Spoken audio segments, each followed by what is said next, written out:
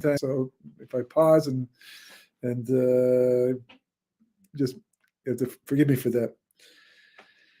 This afternoon, I saw a video. I showed a video of an incident that took place today, I believe in Yerushalayim, on the light rail. Very disturbing event. Not a singular one. It's happened a few times. And the book itself was meant to do with. I was asked a question by somebody else who actually lives in Chutz La'aretz about the world today, and it's important to know that things have changed. There's no question about that. They do. I mean, we don't like it. We like the status quo. And so many. As long as the status quo is one that we enjoy, and so many people vote for politicians because they like, either because they want change because they don't like the status quo, or to maintain it. In the last election, people wanted Trump, at least from Orthodox Jews. A lot of people wanted people to vote for him, and they voted for him because they wanted to maintain the status quo of what has been life in America for the last couple of decades, even 50, 60 decades, even longer. Just got better and better and better for the longest time, but things change. And they changed in Europe, they changed in Spain. We had a golden era in Spain, unparalleled, I think, the rest of history. And except maybe back in the time of the Beis Hamikdash. And then it just changes. And we always get caught. I'm sure I've mentioned it before in the past, but the very first book I did write was called The Unbroken Chain of Jewish Tradition. And it was a series of timelines, 4 timelines, one of which was anti-Semitism. It actually began because I was at a Shabbos table, and there was a guest also at the same Shabbos table, nice guy. He was actually, I think, learning physics in Hebrew University, very bright fellow, but he was not religious, although he was reading Tanakh. He was reading the Nevi'im. He didn't believe in Rashi, didn't believe in Ramban, didn't believe in the commentaries, and he had a lot of questions. There's no question if you're reading Tanakh without the commentaries, a lot of questions come up. There's a lot of seemingly inconsistencies. There's historical inaccuracies, or at least it seems like historical inaccuracies, and you have to know what they are, why they, and the Meforshim take time to try and work things out. There's sometimes arguments about what the true facts actually were. It's 100% clean and clear.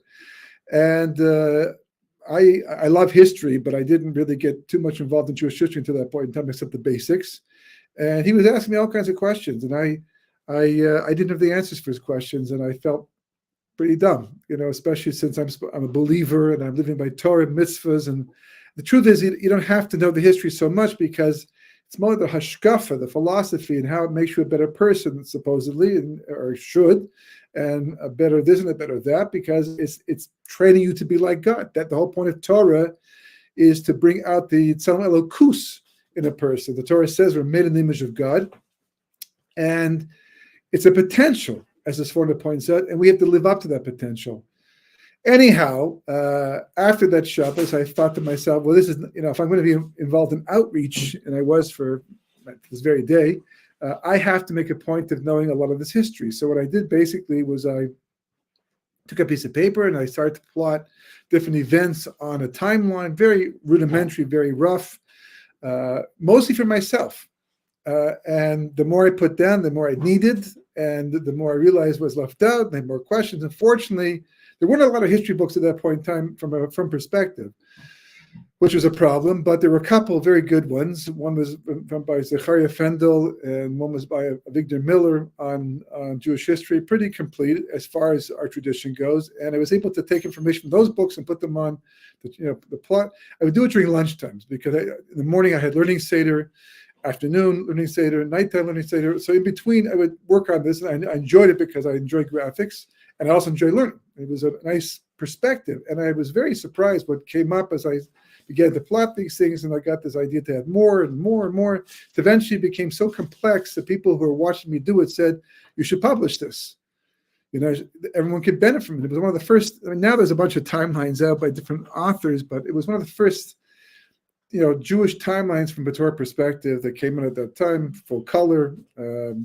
Actually, it was done on the original Apple Macintosh computers, those big square things that they first came out, which were quite novel at the time and couldn't do anything compared to what they can do today. But it was advanced at the time, and eventually published it.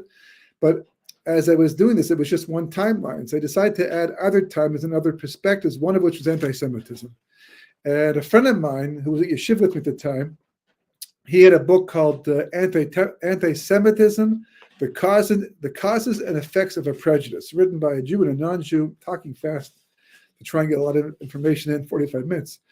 But, it was just a listing, factual listing with no commentary of anti-Semitic events going back to the time of the destruction of the Second Temple. It was a lot, book this thick. It was overwhelming. I could not read too much at one time, and as I did, I plotted it on the timeline, and it's in the book. It's actually available secondhand. There's no original books available, but there's people selling secondhand for quite a bit of money. I can't afford it. But the one question that came up in my mind at that time, which I'd never really considered before, because I didn't really know that much about what was going on, throughout Jewish history. And the question I came up with, why is it that the Jews seem to be the last to know and acknowledge growing anti-Semitism? Why are we the ones to not figure out that our lives are in danger and we have to respond, earlier to the situation before it gets out of hand, or before it could be. Some people, there's always individuals who pick up on these things and they respond. It's possible, right? But the reality is that the vast majority of Jews don't, and that's also divine providence. Doesn't just happen out of nowhere, but sometimes there's a gezerah, there's a decree against the Jewish people, and therefore the door gets closed. But there usually are periods of warning when it's still safe enough to God hasn't closed the door on us yet. By the 1940s, certainly by 1939, 1940, the door was basically closed. Individuals could get out, and there were a lot of miracles still taking place, but you can see the decree was pretty much in place. Even as of 1933, when the Chafetz Chaim died, he was like the last one holding off major catastrophe for the Jewish people. It's not a coincidence that the same year he died, that Hitler, Yimach Shmo became Chancellor of Germany. Not a coincidence, not from a divine providence point of view. And a lot of people ignored it. There was, the Avar agreement, which we spoke about before in the past. If you have been here the last couple of years and learning with us here, that was an agreement that was made between, I believe, the Jewish agency, or one of the Jewish agencies, and the Nazi Party to get Jews out of Germany. And 60,000 left, came back to Israel, and even with their possessions, and 100,000 chose to stay behind because, quote unquote, we are just as German as the next German. And of course, that was not true, because they died in the process.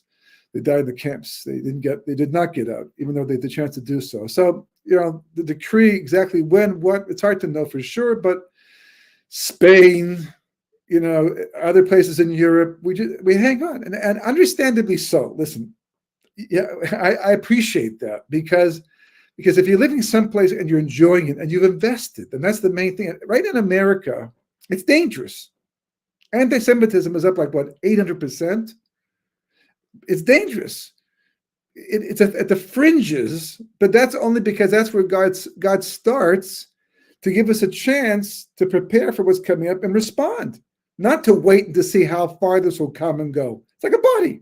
Right? A body, if a person starts to feel numb in their toes and their fingers, it's because those are the extreme parts of the body. The blood has to be pumped from the heart, and the further away from the heart, the weaker the flow is going to be. So the first thing to feel it is the extremities. But once the extremities feel it, it's indicative of a problem with the heart, because the heart should be able to get to all parts of the body, the blood.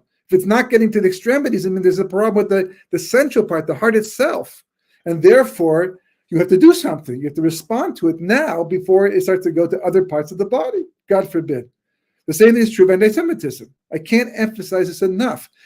The fact that it's up, the fact that it's at the extremities, people who you'd say, well, of course they're anti-Semites. Of course they're going to be Jew haters, and do things. That's what these kinds of people are like. Neo-Nazis, brown shirts, hooligans, whatever. But anti-Semitism, you have to understand, by definition, is God-driven. It's not racism. Racism, I've said this so many times, and I cannot emphasize it enough. Racism, you will see historically, disappears when people become like the people they're living amongst. In the beginning, if there's differences, and some differences you can't get rid of, so therefore there's going to be racism no matter what. Because some differences are physical. People look different than one another. So that might mean that it's going to continue on even after. But if the person looks like the next person, and they integrate into society, racism disappears. Why is it that that's not true about anti-Semitism? People just know you're Jewish, and you could be, and from your perspective, I'm as American or Canadian or British as my Gentile hosts, as far as you're concerned. But they're not. That's not the way they look at it. You're still Jewish. Hitler, Yimach Shmo V'Zichra, did not care if you were religious or not, whether you worked or you didn't, whether you went in the army or didn't go in the army. In fact, a lot of Jews he killed were World War I heroes on behalf of the Germans. There's stories of Germans who came into to take Jews away as part of their, what they were doing at the time to round up the Jews, and they saw that they were veterans from World War I, and they gave them more respect, even though they had to carry out their orders, but they showed more respect and more patience with them because they realized these were our heroes back in World War I. He didn't care. A Jew is a Jew is a Jew as far as he's concerned. So that's because anti-Semitism is a dialogue between God and the Jewish people. It's God's way of telling us we need to change. Maybe just ourselves, maybe our entire environment, the place we're living, but it's not racism. It will look like racism in many ways, but it's not. It's not. It's as the halacha, the Medrash itself says. The Medrash says, halacha hi, Esav sone es Yaakov. It's the way of the world. It's built into creation that Esav and his descendants are going to hate Yaakov and his descendants. But primarily, as the Gemara says, because it's tied to the fact that we are the Jewish people. And the sad and tragic thing is how many Jews died because they were Jewish without understanding that they were dying because they were Jewish. I mean, they knew that they were rounded up. But today, for example, it was a video. And then someone actually took a video of it. A secular Jew, Israeli, sits down across from a Haredi Jew, and he basically starts, nothing's going on. They're not talking to each other. But this guy obviously has pent-up anger inside of him for whatever reason. You can thank certain leaders in this country for having fed that type of information, false information, the media specifically, into people, making them believe that their enemies are not the Arabs, are not the other people who want to really kill them and hate them, but their own brothers because they're religious, whatever. I mean, but his statement was, interesting enough, not even interesting enough, frighteningly enough, was a statement that was actually one that until now was only said by Gentiles to Jews, but now you're finding more Israelis are saying things like this. I don't know about America and Canada, I'm not there, but here, and he said in public in front of everybody, too bad Hitler didn't finish off the job and killed you all. Ironically, what he doesn't realize is that if Hitler had finished off the job, he'd be dead too, because he didn't care. He didn't distinguish. In fact, in a lot of respects, Hitler and a lot of anti-Semites are more afraid of secular Jews who don't want to be Jewish. He said that communism and democracy and capitalism, all of Republican, all of these isms are all Jewish creations. And a lot of them came from secular Jews who abandoned their identity. He felt that somehow, if you're born Jewish, it's an innate reality, regardless of what you think about yourself. The same people who ran the Yiddish theater in places like Odessa that made tremendous fun of humiliated Orthodox Judaism, Torah Judaism, were rounded up by the Bolsheviks or the Germans when they came in, and they killed them just the same. I mean, people don't know, they forget these things. They don't understand, right? Anyhow, he said the first time, so the guy took out his phone and he said, "Say it again." The guy went, "I'm not going to say it again. I said it, but I'm not going to say it again." But he clearly he did say it, because the way he's talking, you can see that he's basically just venting his anger out of nowhere. People getting up, moving seats and all that. But he didn't look like a fringe individual. He looked like, middle-class Israeli, with a lot of anger inside of him. But again, he doesn't have a lot of bechira, a lot of free will. You have to have free will, as I've mentioned before. You need basically three things. You have to believe in God. You don't believe in God, you can't have free will. Because you don't believe in God, there's no absolute truth. If there's no absolute truth, everything just becomes an opinion. So therefore, it's just an opinion. It's just basically your opinion versus his opinion. There's no right and wrong. You can't say Hitler was wrong. You can't say he was evil. You can say, I don't like what he did. You can't say he's wrong. And you have to believe in the Yetzer Hara. You have to believe that you have an evil inclination. That something inside of you is telling you, like, kill Havel, kill your brother who got more attention from God than you did. So you can, no, I'm not going to listen to that. That's not me. I don't want to do that. But if you don't believe in the Yetzer Hara, then basically you are subject to this inner voice you think is you. And then people just live by this Yetzer Hara day in and day out. They're just complete. They're angry at religious Jews for reminding them of how they're supposed to live, but how they're supposed to live is with free will. The whole point of Torah is to empower you to use your free will to be somebody who's a powerful individual, not a weak person who just simply does whatever their whim is, because that's the Yetzer Hara. And this type of thing, it represents a change in the dynamic of society, in the world. It may seem fringe-like, but it's not. It's a message. And if we don't pay attention to it and understand it, we become victim to it in the end. And a person can think, well, Baruch Hashem is different. That was Europe, that was Germany, and we're living amongst Gentiles. It wasn't really our home. Israel is our home, and therefore we can feel secure because the army will protect us. And no, no. First of all, it's all Hashgacha Pratis. That's number one. That's God. God's running this show. So if Jewish history shows you anything at all, is you have to expect the unexpected. But I learned from all this research that I did, and now over the last 20, 30 years of watching people act out things that we did last time and failed at, you learn that people just get stuck. They really believe. I mean, I did too, by the way. Okay, I thought the world became so civilized at one point in time, there'll be no more anti-Semitism. And I found out, we thought the same thing back in 1939 as well, the 1930s as well. And it's come back. And I thought that the world became so advanced that people become smarter and better. But that's not happening. It's actually happening reverse. Instead, people are thinking less for themselves and reading things and taking it in, and they amount to Sheker, falsehood.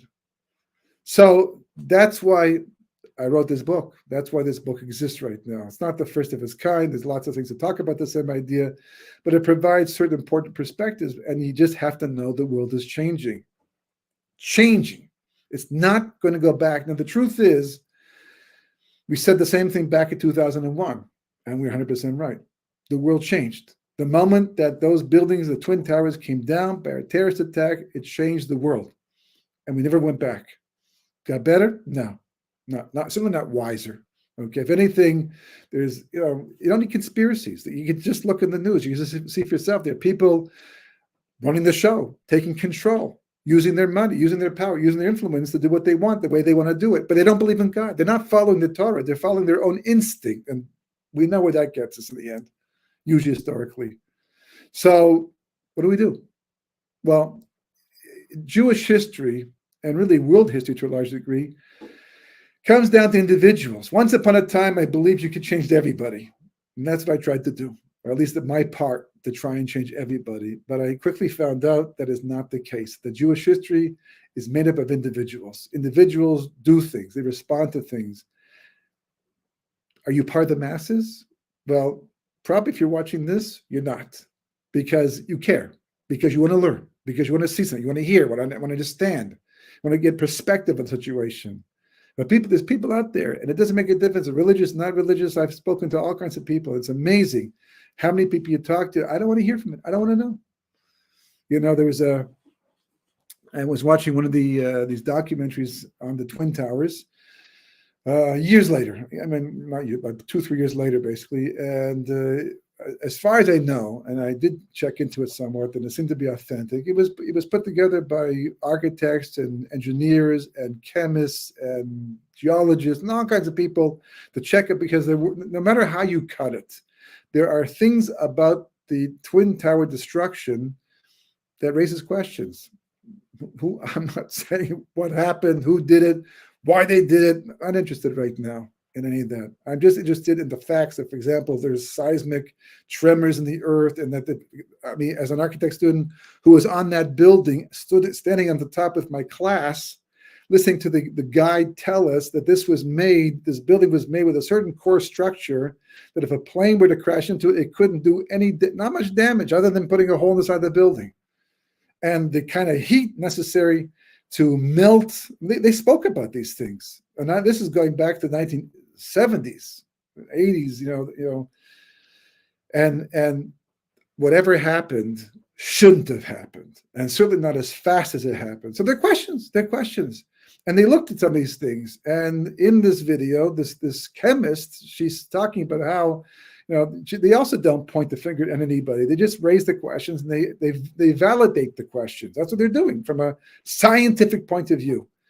And she said she called her brother to tell her brother the findings of this group of people that had come together to do this, and the implications were something was going on that's not exactly the story that's being told.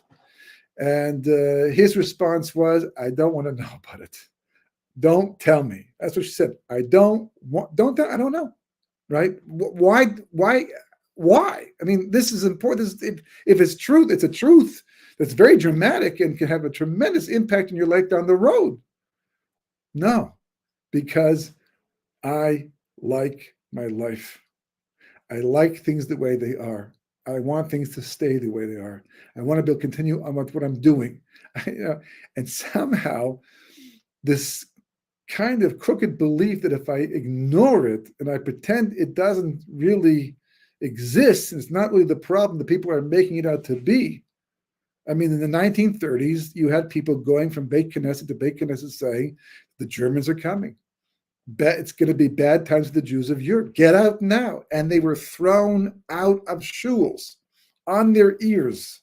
They would not be listened. People didn't want to hear it, even though it was a place where there was already virulent anti-Semitism. But to such an extent, to such a degree, that we'd be uprooted from our houses and our communities and taken to concentration camps and treated like animals and then murdered. It's like people didn't want to conceive of such a possibility. And now we're looking back, and it's such a reality that we just don't even think about it anymore so much. And there was the answer to my question: why it is that we get the last ones to know, why we get stuck each and every time. And when I say stuck, not just in America, not just in Canada, but here in Israel too, we're in the best place to be. I will never deny that. This is the place to be, especially at the end of history. It's a test. Yes, it's a test. The magic, Rashi brings down in Eov, right? When God's giving criticism to Eov for questioning the divine providence is causing all of his trouble, right? So God says, do you know anybody who ever picked up the earth like a dirty garment and shook it out? And Rashi explains, is talking about how at the end of the days, Kosh Baruch Hu will pick up the earth and shake it out, and the weak, the evil will fall off. What does it mean? It means that we're going to be tested in Emunah. And just living here doesn't mean you're not going to be tested in Emunah. It was a big Emunah to come, for sure. But because you have to understand that contrary to our approach to life, this is the next book I'm looking at right now. It's called Half Full, right? About the half empty, half full perspective in life. And the discrepancy between us and God, amongst the many things, but at least with respect to this, is that we are not so focused on personal tikkun. We're not so interested in personal rectification. We like it. We know we have to do it, and we're hopefully working in it. But how much do we do every single day? How much do we ask ourselves on a daily basis? What can I do today to personally rectify myself? But that's all God's interested in. That's why everything God does is for the good, even though you don't get what you want. When God says no, you ask for that new car and God says no, right? It's not because God's not giving it to you. He's giving you no. What do I mean by giving you no? It means that he's saying that what you have until now, I gave to you because that's what you require for your personal tikkun. What I'm not giving to you is also what you require for your personal tikkun, because that's all I'm interested in. that you should become rectified and go to the world to come. That's the purpose of creation. That's his perspective. Our perspective is more fun, more pleasure, because that's the Yetzer Hara. That's what we inherited from the sin of eating from the Eitz Das Tov Ra, the tree of knowledge of good and evil. We have it inside of us. And it's so part and parcel that Yerizal says that he's the Balabais. It's the Balabais. It's already took over most people, and even religious people. You see, people are inconsistent, doing things they shouldn't do because of the internal Yetzer Hara, not confronting it, not dealing with it the way it's supposed to be dealt with. So we're constantly looking for ways to make our lives more comfortable. And Hashem says that's nice, but not to the point to interfere with the real reason why you're here. It's like somebody coming to an office, right, who was hired to do a certain job, and he spends the first day of sitting, finding the right chair to sit in that he can be comfortable in the entire time. He tries this year, that whole day goes by, and all he's done is arrange his desk and sit in the chair. And from his point of view, it's necessary, because if I don't do this, I'm not going to be able to work here. For the employer's point of view, you get to work already. You're here to make money, not waste money. He'll get fired in the end, because that's not the job. 100%. Find a comfortable chair, but that should take you all of like 5, 6, 7, 10 minutes, maybe maximum. Not a whole day, not half a day in the end.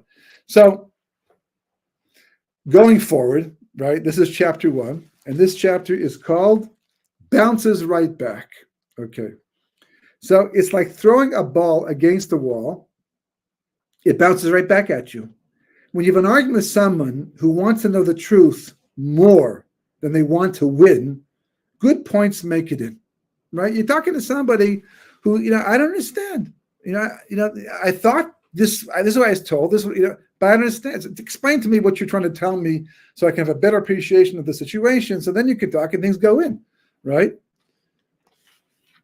The other person remains open to other opinions, and when proven wrong, they accept their mistake and change their way of thinking. Not in Olam Sheker. In Olam Sheker, truth doesn't matter. It's a world of falsehood, right? Doesn't matter. Not because truth doesn't exist, because it clearly does, but because people don't want it to exist in order to avoid more responsibility, as the following true story illustrates. Okay?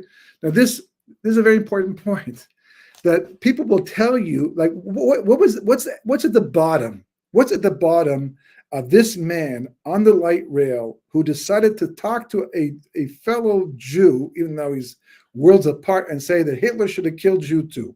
What's really behind? What did this person do? He broke into his house.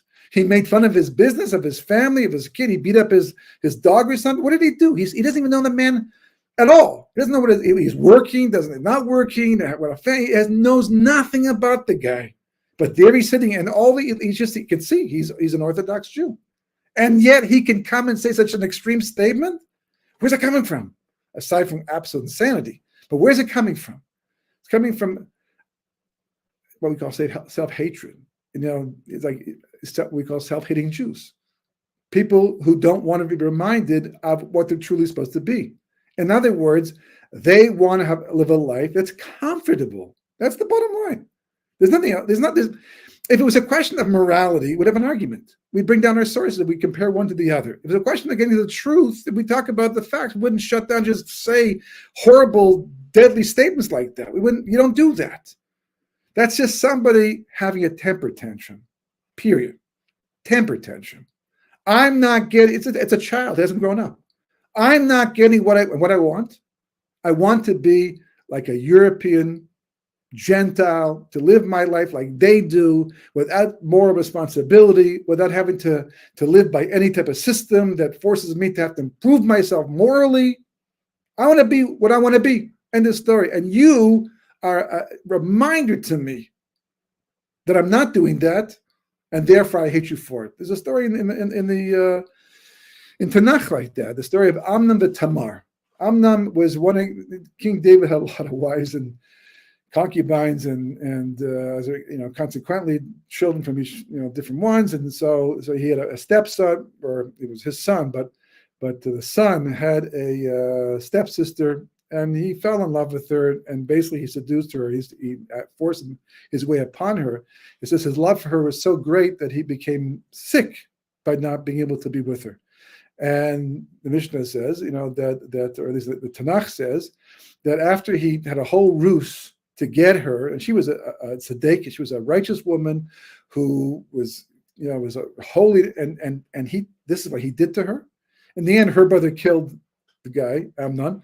And but the power of the statement, it says in Tanakh, it says that after he forced his way upon her, and this is like his hatred for her was greater than the love that he had for her. Now, how does that happen? Did she reveal something? Did she say something absolutely disgusting? Was completely deceived about her personality? No. She was as tzedekah as she was from beginning to end. He did everything wrong. He was completely the wrong person. Everything, he was like guilty of everything he did. So why did he hate her all of a sudden? He didn't. He hated himself. He knew that he acted in a very low way. He knew that he had made a terrible mistake, had followed the Yitzhahara, and she was the reminder of that. And anybody who reminds us that we're not living up to the level we should be living up to becomes our enemy. We don't like them. They make us feel bad about ourselves, and we don't like to feel bad about ourselves. So we hate them in the end. So there was a group of psychiatrists, who met monthly to discuss various different matters. I'm actually going to tell the story outside because it's a little easier, right? So I know the rabbi who actually spoke at this. He was the one who told me the psychiatrists would get together once a month and have a guest speaker in Baltimore. And the rabbi was a Rosh Hashiva in Ner Yisrael in Baltimore. And for some reason, they divided in Orthodox Judaism and psychiatry don't usually go hand in hand necessarily. But I guess they heard about him. He's a brilliant speaker, and either they wanted to hear a different perspective, they ran out of speakers, whatever, really divine providence. For whatever reason, they had him speak, and he began to speak. And about 5 minutes into his talk, he doesn't care. He'll just tell the truth the way he wants to tell it, and he can go up there and speak for an hour, or could, without notes, without preparation, and never say I'm bought whatever the entire time. Just clear, brilliant speaker. And about 5-10 minutes into his talk, a psychiatrist gets up and he says to the rabbi from across the room, "Stop! Don't speak any further." And sat down. Psychiatrist. And so the rabbi turns to the MC, and he, what do I do? Do I continue? Not going? He goes, "No, don't worry about it, just continue." So he did. He talked for another 10 minutes, and the man gets up again, and he yells across the room, "Stop! Don't continue on with your talk, because if you keep talking, I will have to change my life, and I don't want to change my life." So he looks at the MC again, and the MC says, "Just continue." So he starts. The man gets up and he walks out. He storms out of the room. Everybody else just sits there. So the rabbi told us, years later, he said he tried so hard to get the man's number after his talk because of this whole room. He was the only one who was impacted by what he had to say. And that was potential to bring this person back to a Torah way of life. But everybody else in one ear and out the other ear. So,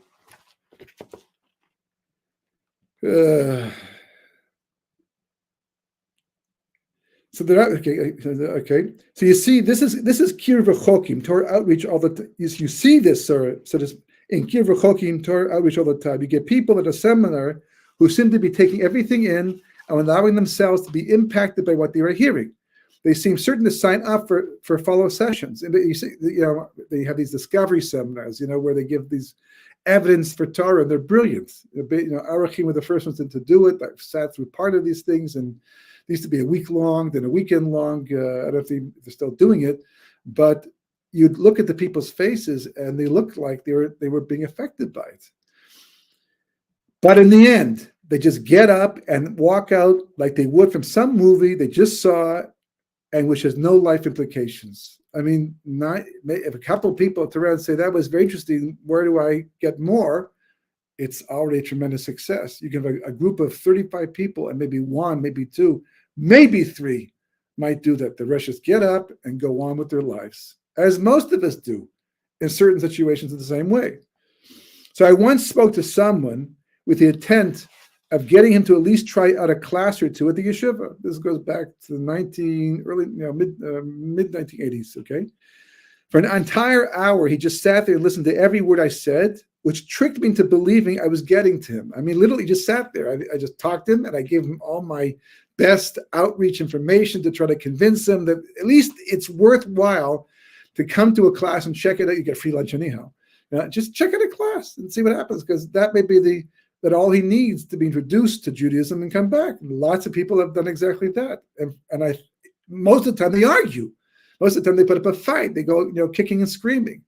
And you learn after a while, those are the best ones, because those are the ones you're affecting, like the men in Baltimore, right? The ones who are kicking and screaming, they're hearing something. It's talking to them. But this guy sat there. I thought, wow, he likes what I have to say, right? Then at the end of the hour, he got up and said to me, everything you said made sense, but I'm going anyhow. And he did. Just got up and he walked out. And it's my first experience of such a scenario that I literally had nothing to say. If he said, I don't believe it, so let's talk some more. If he says, everything you said, doesn't make sense, so explain to me what your problem is. But he said, no, I agree. Everything you said makes perfect sense. And therefore, logically speaking, you should want to now come to a class and get some more. You want to ask me some more questions? No, I'm going anyhow, because he has an agenda. He has things he wants to do. So it goes on to say, okay, then there are the kickers and the screamers. Like I just said, they argue about everything and usually the whole way. I mean, I remember the base medrash where we'd be learning, because the base medrash was where the yeshiva, of course, people learned, but they also brought people in from the kotel to talk to. So all of a sudden, in the middle of the normal noisy morning as it is, someone would get up and he'd yell and scream, and they would yell at each other, and go back and forth. And in the beginning, it was like disconcerting and distracting. After a while, you just smiled and said, "Oh, he doesn't realize it," but that's the first step, because it's talking to him.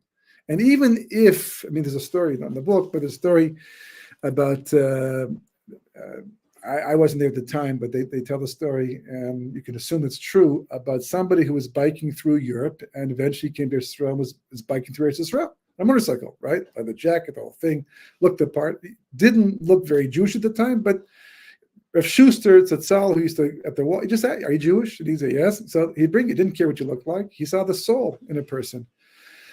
And this person came in, and someone talked to him for probably about an hour or so as well. Again, this person didn't argue, didn't say anything, just sat there and listened the entire time, right? And eventually he got up and left as well.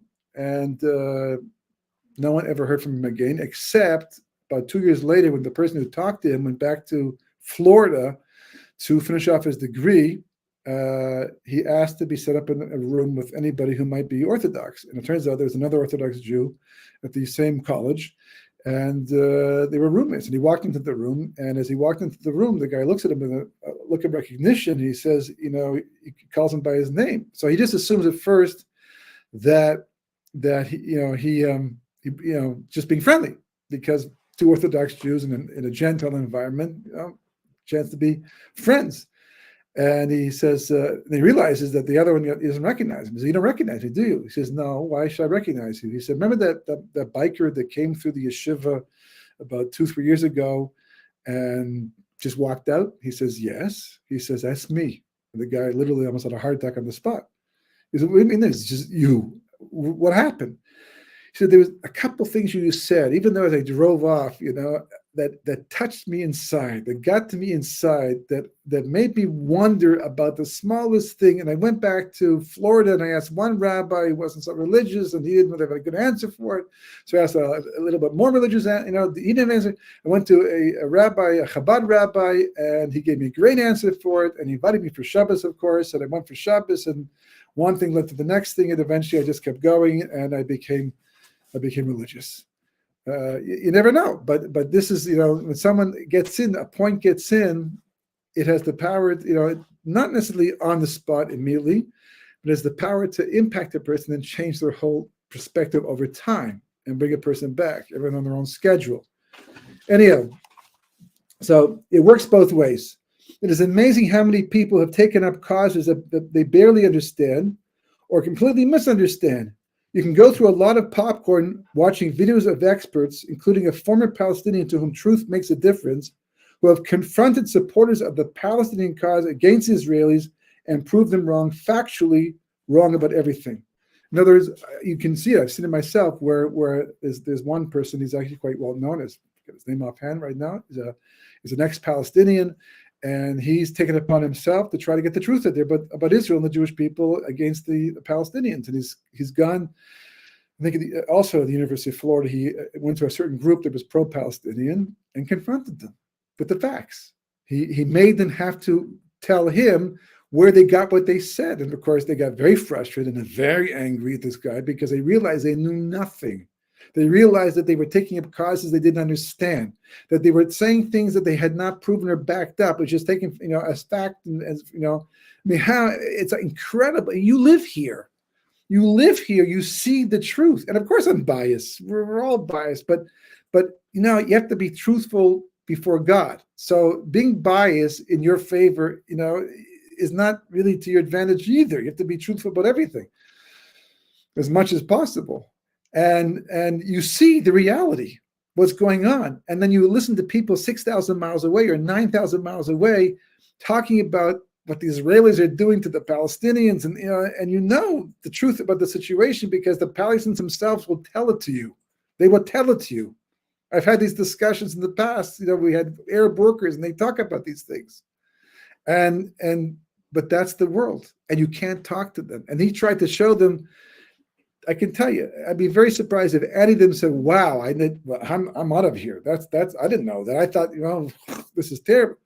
They probably just ignored the guy and went right back and found ways. Look, there were debates taking place in the Middle Ages between brilliant rabbis and priests who also actually spent a lot of time learning Tanakh backwards and forwards, and they kept bringing verses and proofs and all that, but it didn't make a difference. These rabbis were so good, so brilliant. They upschlugged everything, as we say in Yiddish language. They were able to show how everything that they were saying was false. Did it change the religion? No. If anything, it made them angrier. And a lot of times, the debaters who were successful and they won got killed or tortured or were made to suffer because they were right. That's all, because they were right. Because people don't want to know the truth. So the reaction of the would-be supporters, anger, curse words, retreat, false arguments, but rarely, if ever, has someone said, "Really?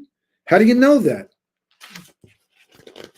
Let me check that out. Wow, I was really wrong about this, and I think I'll change my opinion."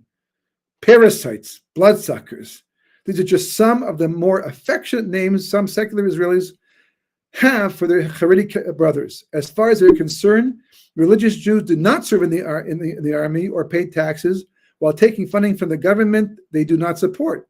Does that not sound like bloodsucking to you? Sure, right? The Haredi sector has its own share of parasites, for sure, okay? People who take advantage of systems to avoid having to do their share of taking care of themselves in society, but probably a whole lot less per capita, and some secular reporters have pointed this out as well, okay? Then in the secular counterpart, which includes people illegally receiving government support or other wealthier parts of the business world who are free from paying certain taxes as incentives to make more money. For every complaint you have against the Orthodox world, the Torah world, you can show how that either that's going on in a more nefarious way in the secular world.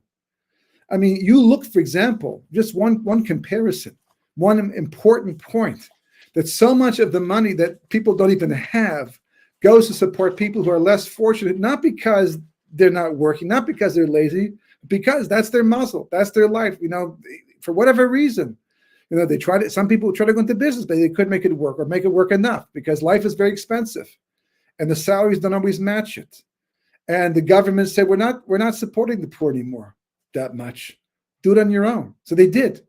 I mean, the amount of societal support internally in a Orthodox community is unprecedented the entire world over. And businesses pay taxes and they do what they're supposed to do for the most part. Yeah, the army's an issue, but it's an issue for everybody. And as one person pointed out, why even bother? If anything, let them do social services because they behave better with other people. Put the people in the army who are rough, let them fight these wars. Put a gun on someone who's skinny and scrawny, doesn't eat that much food. Not a simple issue, clearly, right? There are psach halacha about, even from Geula Shalayma about if somebody is wasting their time, they're not learning Torah, they're not living up to a Torah standard of life that they're supposed to. It could be it's better off for them to go into the army. It's not black and white. As much as the people are wearing black and white, it's not black and white. But the point is that almost all the claims that are being made, if they are researched properly and taken to their final conclusion, you can see they're not true. It's just people who either don't want to do the work to find out because they like their lifestyle. And it's not a question of principle. It's a question of what they prefer the world to look like, based upon the fact that they believe in their Yetzer Hara, it's a part of them, they want to be more comfortable, and this is what interferes with all of that. Olam Sheker, right? B'ezras Hashem, we'll go further in the next week, I believe. Okay. Shabbat Shalom. Yes, yeah.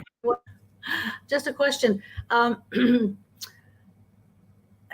you were speaking, I was wondering, I had so many experiences like this too that I'm not taking up anybody's time to talk about, but people just don't want to hear the truth. They don't want to, for whatever reason, and especially about the Jewish people in Israel in particular. But is this something that we can learn from in the prophecies? Is this something that's meant to happen at the end of days, or is it something that just was always human nature anyway? Well, it's both, but we'll see that the book comes around to that soon, and you'll see it soon as Hashem. How that's the idea, what it is, why it is, and how to deal with it, because basically it is all part of the final end of days scenario. Okay. And it's all hashkacha pratis. It's not random at all. So first we'll identify it, understand it a little bit better, and then we'll understand why it's a necessary part of the end process. Thank you, Rabbi. Have a good Shabbos, everybody. Have a good Shabbos, Rabbi Winston. Thanks again for joining us.